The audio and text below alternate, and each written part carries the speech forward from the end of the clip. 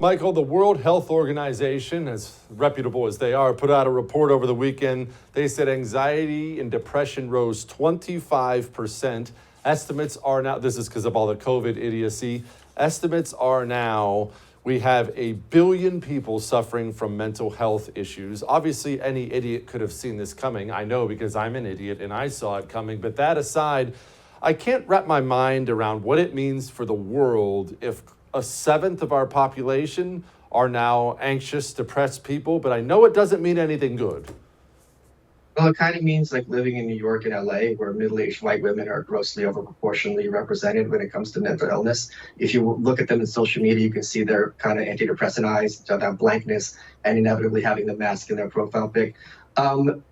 This is something that I'm very concerned about, and I'm sure you are as well, especially when it comes to children.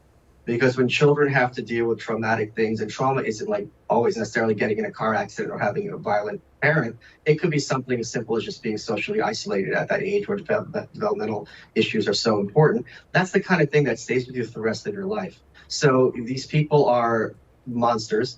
They have no guilt and no remorse. And what I would advise people to do is get your kids out of government schools as quickly as possible and get your children out of the hands of these people who do not regard your kids as anything other than a means for them to raise as their own and further their control and sense of power.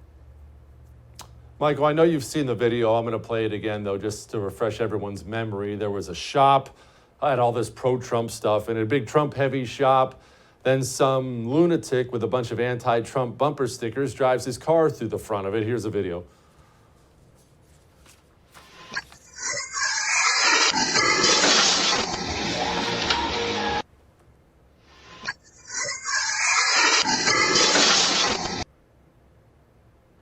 All right, I'm setting that individual incident aside, Michael. I've been talking a lot about how it feels like we are majorly pinched right now. You have all the agents of government, from the FBI to politicians, constantly talking about the dangerous Nazi white supremacists on the right. And then you have an increasing number of vile, violent street communists on the bottom who hear those words and they take them as marching orders. The number of people on the right who've been assaulted and or murdered in just the past 4 or 5 years, it's a long list, and this is getting uglier. I mean, I think that video is kind of badass. I'm not going to lie. It would be pretty fun. I think no one got hurt, thank God. The person's putting their own life at risk. Frankly, I think it's progress where they're plowing their cars into stores instead of plowing them into civilians.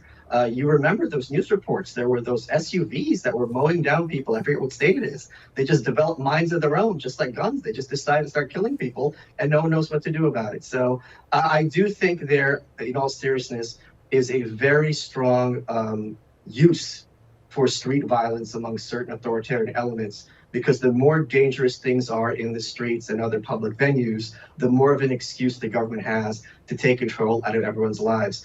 We remember, I mean, some of us are old enough to remember Oklahoma City, the day after Timothy McVeigh, murdered all those people, including innocent children, with a bomb. President Clinton was on the air talking about we need to ban assault weapons and talk radio, neither of which had anything to do with his murderous act. So they'll use any violence and terrorism as an excuse. The Patriot Act is another example to further control over people's lives, and I should hope people don't fall for it at this point.